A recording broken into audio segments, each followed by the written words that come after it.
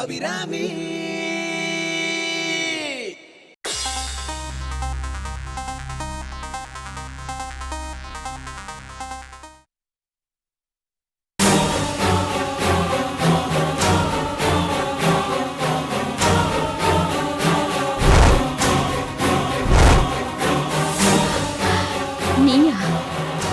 ஏன் நான் உங்ககிட்ட இருந்து தப்பிச்சு நேரா இங்கதான் வருவேன்னு உனக்கு தெரியாதா Nanda?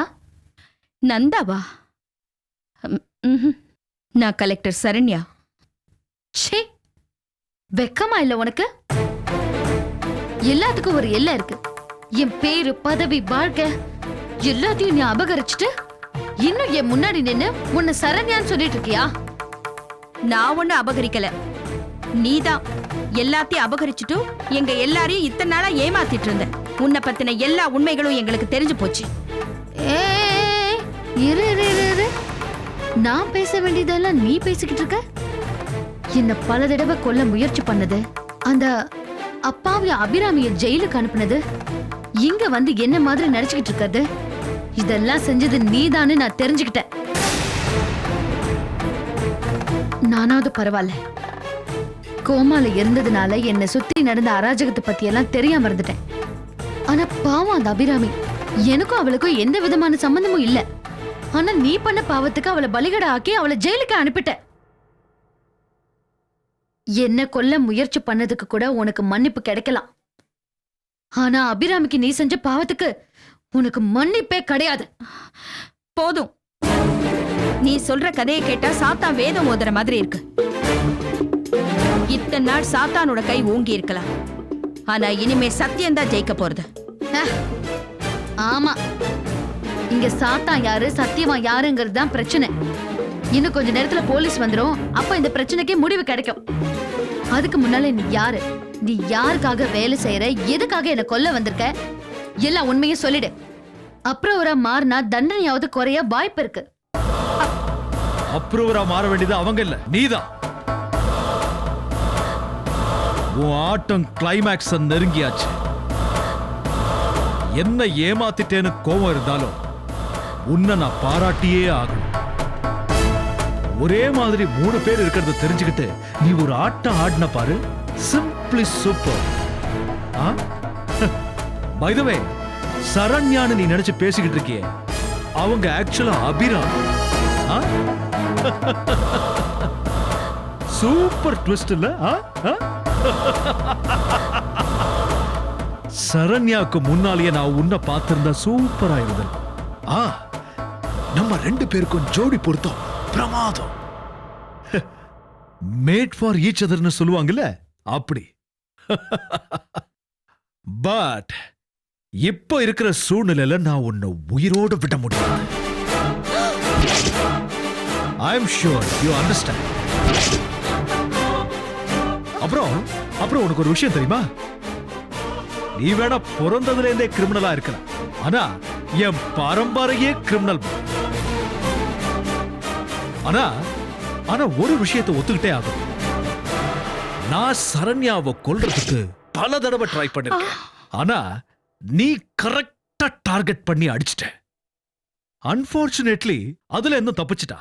It's okay, it's all in the game. Now is the time to say goodbye, baby.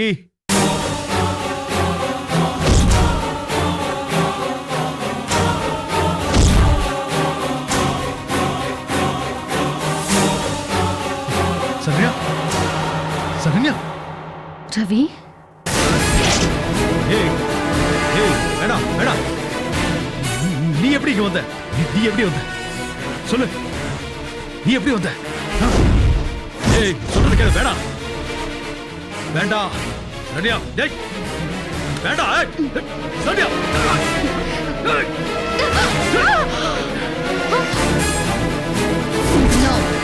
Ravi வேண்டாம், இவளுக்கு எதுவும் தெரியாது. வேண்டாம், விட்டுடுங்க.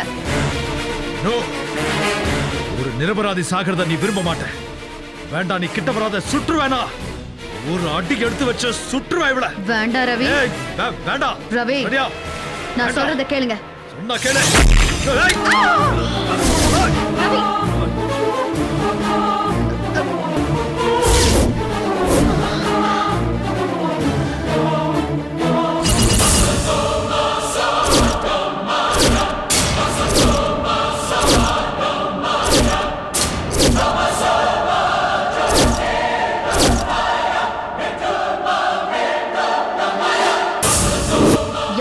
கூடாது.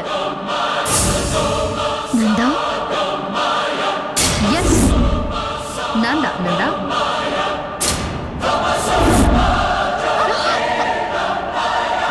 ஏய், அவளை ஏன் சுடுற? உனக்கு என் மேல தானே கோவம்? என்ன சுடு, அவளை சுடாத. ஏன்? அவளை சுட்டா என்ன? அவ அபிராமி. என்ன போல இருக்கிறதுனால ஒரு அப்பாவி சாகணுமா? நீ என்ன போல இருக்கிறதுனால நீ சாகணும்னு நான் நினைக்கலையே. ஏய் நந்தா, ஏய், பேசுனா வாயிலேயே சுட்டுடுவேன். ஓரமா நில்றா. மரியாதையா துப்பாக்கியை கொடுத்துட்டு சரண்டர் ஆயிடு நந்தா. பொறுங்க கலெக்டரம்மா. அவ சொல்றது கேளுங்க.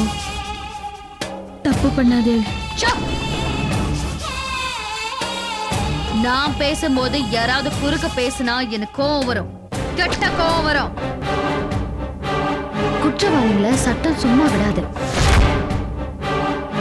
நான் இன்னொரு வாய்ப்பு தரேன். துப்பாக்கி என் கையில கொடுத்துரு. சாக போற நேரத்துல கூட கலெக்டரோட அதிகாரத்தை பாரியா. சரண்யா, போலீஸை கூப்பிடு. ஏய், நீ என்னமோ பெரிய தியாகி மாதிரி பேசுற? நீலாம் ஒரு ஆம்பளையாடா? பொண்டாட்டியோட அழக வித்து காசாக்குறதுக்கும் பொண்டாட்டியோட பதவியை வச்சு காசாக்குறதுக்கும் என்னடா வித்தியாசம்? ஏய் ஏய் ஏய், அடங்கு. உனக்கெல்லாம் கோவப்படுறதுக்கு தகுதியே இல்ல. நான் ஒரு கொலைகாரி தான், ஒத்துக்கிறேன். காசை வாங்கிட்டு கொலை பண்றவதான். ஆனா உன்ன மாதிரி முதுகுல குத்த மாட்டேன். இவளை கொல்றதுக்கு எத்தனை அட்டம் பண்ண முடிஞ்சுதா? நான் முடிச்சேன். ஏன்னா என்கிட்ட இருந்தது வெறி. என் பசியில இருந்து காப்பாத்திக்க நான் திருண்ணேன். மத்தவங்க பசியில இருந்து என்ன காப்பாத்திக்க நான் கொலைகாரி ஆனேன். பெத்தவங்க என்ன ஒதுக்கிட்டாங்களேங்கிற கோவம் என்ன இப்படி கொலைகாரி ஆக்கிடுச்சு. ஆனா நீ மட்டும் கலெக்டர் ஆயிட்டிய சரண்யா. அதுக்கு காரணம் உன்னோட நம்பிக்கை, விடாமுயற்சி. என்ன புகழ்ந்து பேசுறதுனால நீ தப்பிக்க முடியாது. நீ சரண்டர் ஆயிடு. யாரு உனக்கு சரண்யன் பெயர் வச்சது? பேசாம சரண்டர்னு மாத்தி வச்சுக்கோ. நான் என்ன முடிக்கல. என்ன போலவே இருக்கிற உன்னை கொல்றதுக்கு எனக்கு கான்ட்ராக்ட் வந்துச்சு. அதை வச்சு நான் உன் இடத்துக்கு மாறினேன். உன் குடும்பத்தை எடுத்துக்கிட்டேன், உன்னோட பதவியும் எடுத்துக்கிட்டேன். இதுக்காக எனக்கு என்ன தண்டனை கிடைக்கும்? எது வேணாலும் கிடைக்கட்டும். ஆனா உனக்கு நான் ஒண்ணு கொடுக்க போறேன். என்ன லஞ்சமா? நீ நேர்மையானவதான். நான் கொடுக்க போறதும் லஞ்சம் தான். ஆனா இந்த லஞ்சத்தை நீ வேண்டான்னு சொல்ல முடியாது. நீ ஏத்துக்கிட்டு தான் ஆகணும். விதி. அம்மா,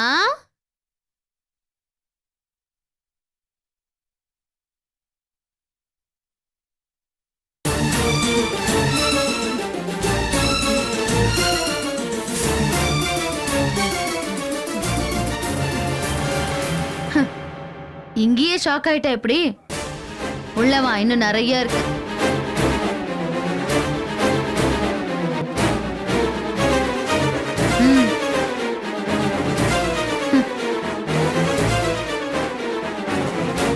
என்ன பாக்குற? உன் அம்மா. My mother also. நம்ம அம்மா.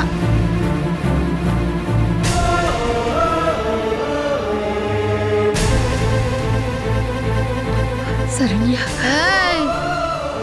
என்ன உடனே கட்டி பிடிச்ச அழுது ஆர்ப்பாட்டம் பண்ணுமா? கொஞ்சம் பொறு.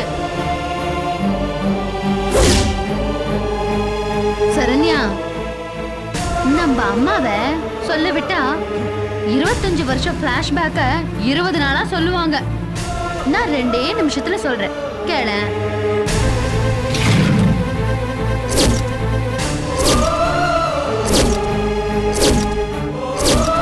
ஐயோ, நான் இன்ஸ்பெக்டர் திவாகரோட அம்மா. சோ போன்ல அப்படி சொன்னாதான் நீ வருவேங்கிறதுக்காக நான் சொல்லல. இது உன் வாழ்க்கையை பத்தின முக்கியமான விஷயம். சொன்னா நீ எப்படி எடுத்துக்குவேன்னு எனக்கு தெரியாது. ஒரு பொண்ணா தாயா சொல்ல வேண்டியது என்னோட கடமை.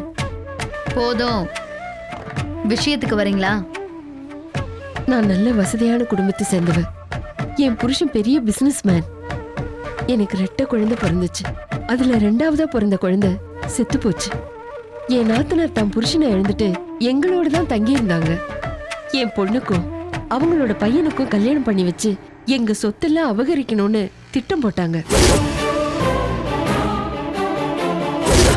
அந்த சமயத்துலதான் நான் மறுபடியும் கர்ப்பமானேன். எனக்கு இன்னொரு குழந்தை, அதுவும் ஆண் குழந்தையா பிறந்துடுச்சுன்னா சொத்தெல்லாம் கையை விட்டு போயிடுமேங்கிற பயத்துல என் மேல பழிய சுமத்தி என்ன நடத்த கெட்டவன் சொல்லி வீட்டை விட்டு அனுப்பிட்டாங்க.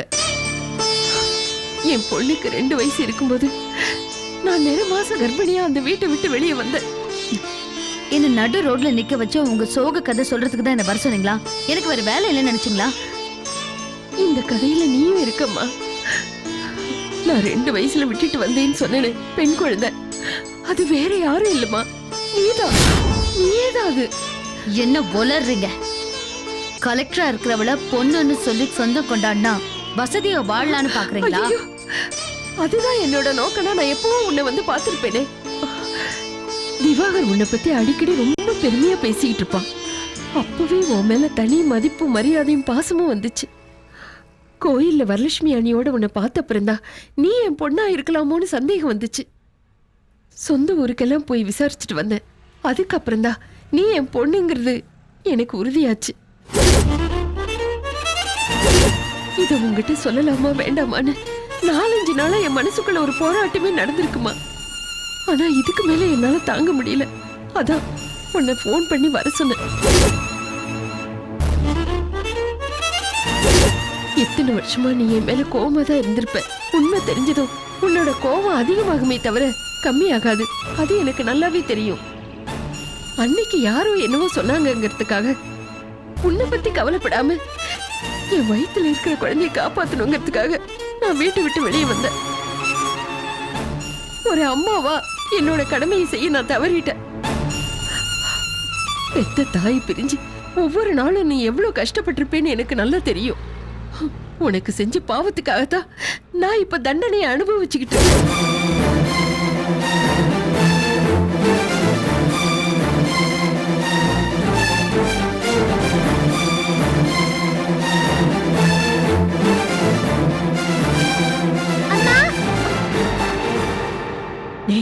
பக்கத்து வீட்டுல அருண் இருக்கான்ல, அவன் கூட போய் விளையாடு. போ போ போ போ போ சீக்கிரம்.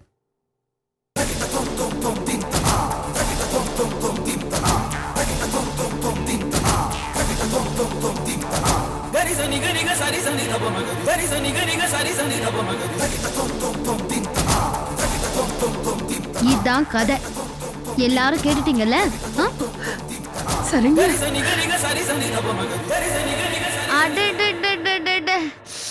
சென்டிமெண்ட் பொழியறீங்களே, நான் இன்னும் முடிக்கல. சரண்யா, எங்க உன் மாமியாரு? நீ என்ன கேட்டாலும் சொல்ல மாட்டேன். டேய், உங்க அம்மா எங்கடா? அவங்க எதுக்கு இப்போ? ஏய், இந்த ஹோல் ஸ்டோரிக்கு அவதானடா வில்லி. ஐயோ அம்மா தள்ளி போங்க. ஏய், எவ்வளவு தடுத்து வந்திருக்கேன் உன்னை. அம்மா,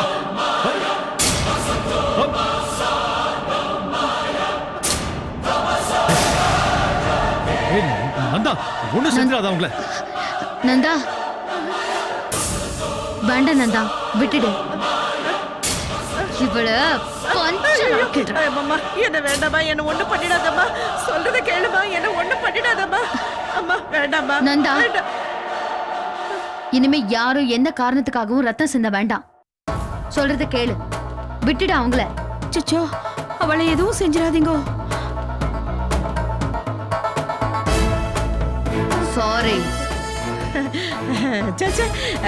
நான் இதுக்கெல்லாம் ஒண்ணும் பயப்பட மாட்டேன். விட்டு நான் செத்து போயிடுவேன். நான் சாரி கேட்டது உன்கிட்ட இல்ல, அபிராமி கிட்ட. அபிராமி, தேவையில்லாம உன்னை ஜெயிலுக்கு அனுப்புனல. சாரி அபிராமி.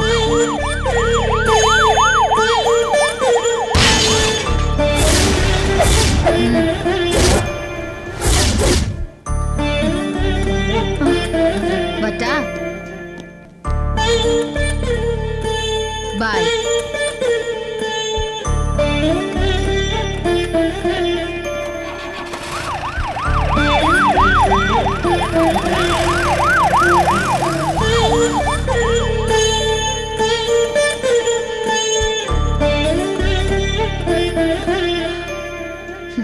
சரண்யா அம்மா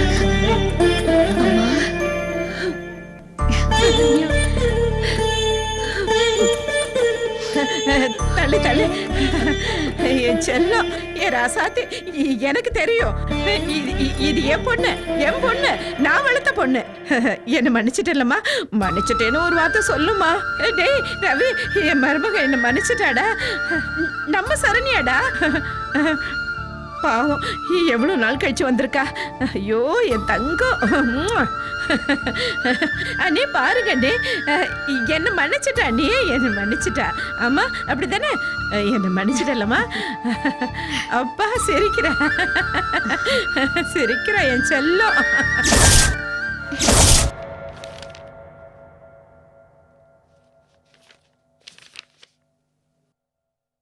அக்கா ரொம்ப நேரமா பாத்துட்டு இருக்கே. ஏதாவது பாடத்துல சந்தேகம்னா என்ன கேளு, நான் சொல்லி தரேன். ஏய் என்னடி ரொம்ப பண்ற?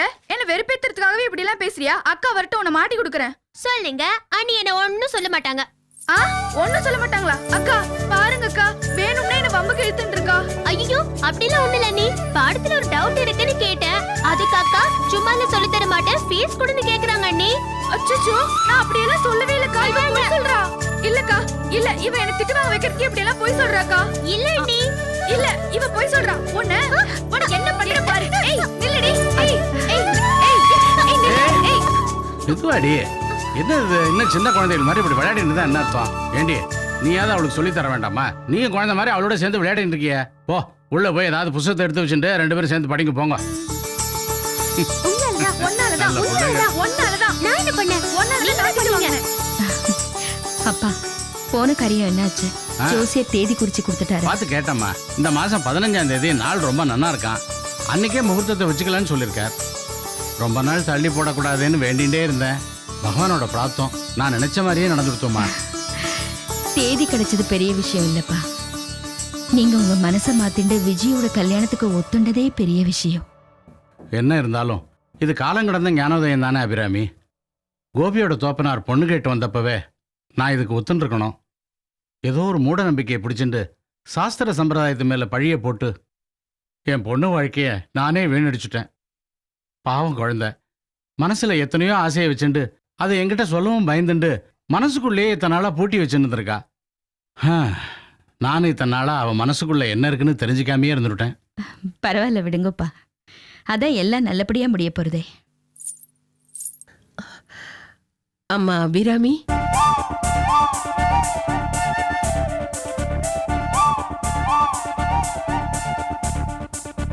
வாங்க பாட்டி. வாங்கம்மா.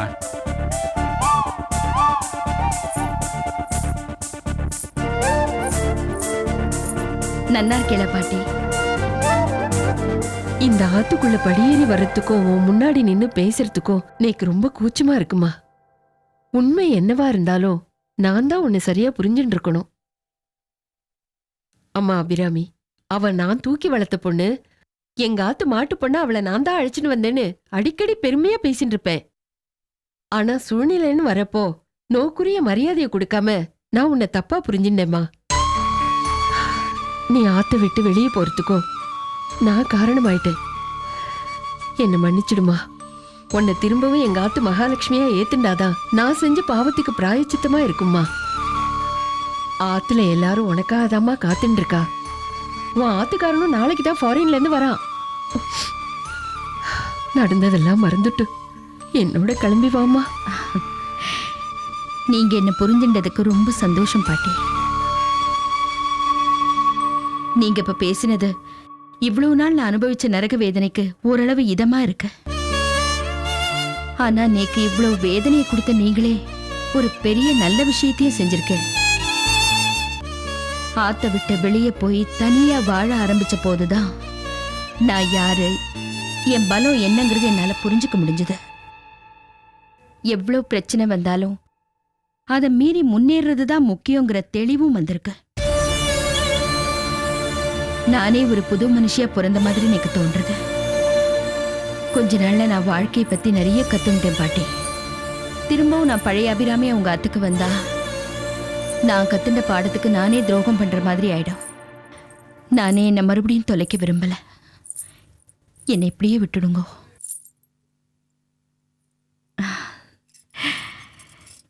இனிமே இதுதான் என் வாழ்க்கை. என்னை பார்க்கணும்னு நீங்க ஆசைப்பட்டா எப்ப வேணாலும் நீங்க இங்க தாராளமா வரலாம் போலாம். ஆனா தயவு செஞ்சு என் பயணத்தை மட்டும் தடுக்காதீங்க. அம்மா அபிராமி, நீ நன்னா இருப்ப. உன் நல்ல மனசுக்கு எல்லாமே நல்லபடியா நடக்கும். நான் போயிட்டு வரேம்மா.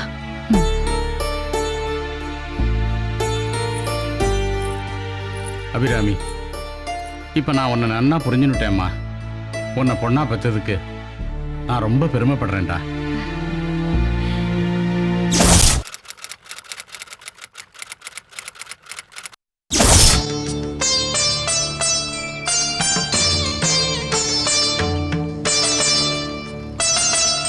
என்னையும் ஜெயில் தண்டனை அனுபவிக்க வச்சுட்டே சரண்யா.